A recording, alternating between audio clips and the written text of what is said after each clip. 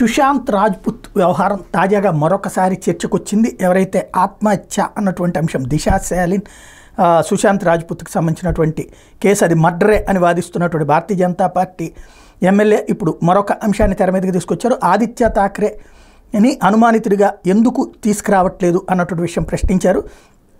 అతనేమీ చేయకపోతే ఎందుకని అప్పుడు అతను దాక్కున్నాడు అన్నటువంటి విషయాన్ని ప్రధానంగా ప్రొజెక్ట్ చేసుకొచ్చారు. టవర్ లొకేషన్ ఆధారంగా ఆ రోజున ఎక్కడున్నాడు, జూన్ 8 ఆ తర్వాత 13వ తారీఖు మధ్యలో ఎక్కడున్నాడు అన్నటువంటిది ఆదిత్య థాక్రే మీద వెరిఫై చేయాలని, అట్లాగే సీసీటీవీ ఫుటేజ్ ఎందుకు డిలీట్ అయింది ఆ టైంలో, అట్లాగే వాచ్మెన్ మాయమైపోవడం ఎందుకు జరిగింది, అట్లాగే విజిటర్స్ బుక్లో 2 పేజీలు ఎవరు చించేశారు, ఫైనల్ పోస్ట్ మార్టం రిపోర్ట్ ఈ రోజు వరకు ఎందుకు రావట్లేదు, ఈ సంగతులన్నీ కూడా బయట పెట్టాలంటూ స్పెషల్ ఇన్వెస్టిగేషన్ టీంని అడిగారు. ఎప్పుడు బయట పెడతారు అని నిలదీస్తున్నారు.